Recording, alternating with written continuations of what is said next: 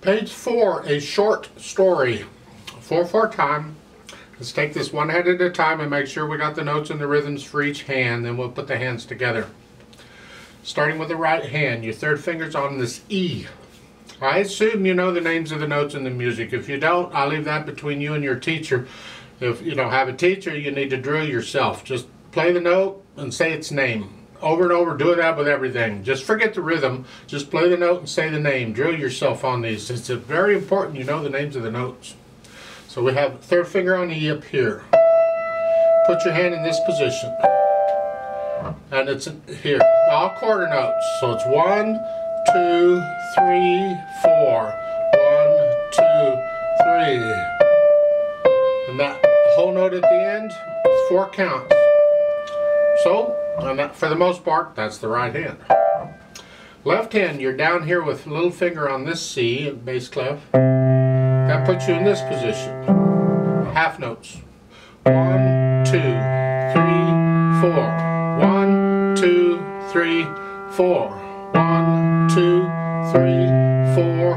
1, 2, 3. So you have a rest on beat 1 there in that last measure. The first line is rest. 2, 3, 4, 1. Put the hands together. See how that goes. Here, 1, 2. If you're like most people, like me, when you're first doing this, you'll kind of hesitate here and there. You'll be here, and you'll think you get here, and you'll hesitate before you play the next one. And then you'll hesitate some more until you figure it out.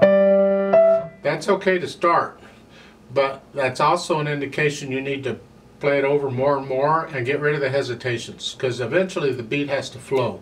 You can't hesitate anywhere. So it's just got to go steady.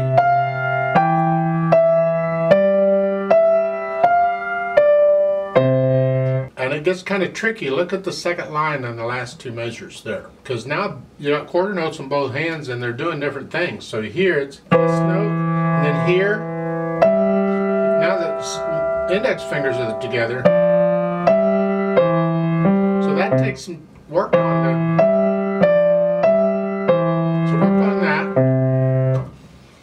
When you get that okay, then add the slurs. Well, connect the left hand all the way through, except for the rest. And the right hand, when you finish the first line here, before you go to the next line and play the E here, lift your hand up so there's a little silence there in the right hand. Here, there's no silence in the left. Last measure, the first line is rest, 2, and then go on. You connect all that. And the left, connect the D to the C. The last note of the first line to the first note of the second line, connect them in the left hand. But the right hand you lift up. Can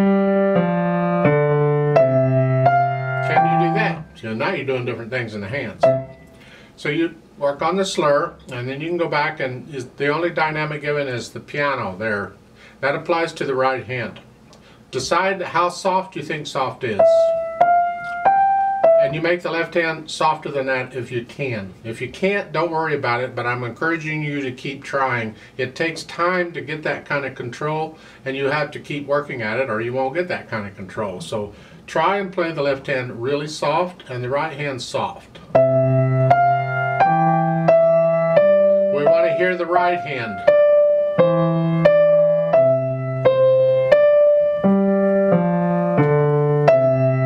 Like so.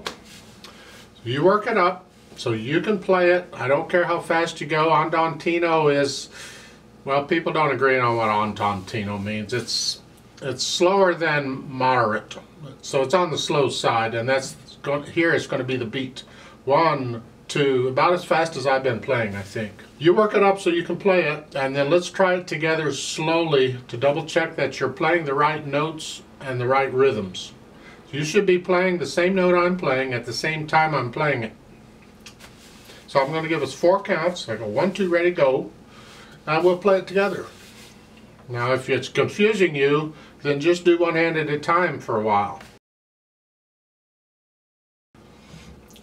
1, 2, ready, go.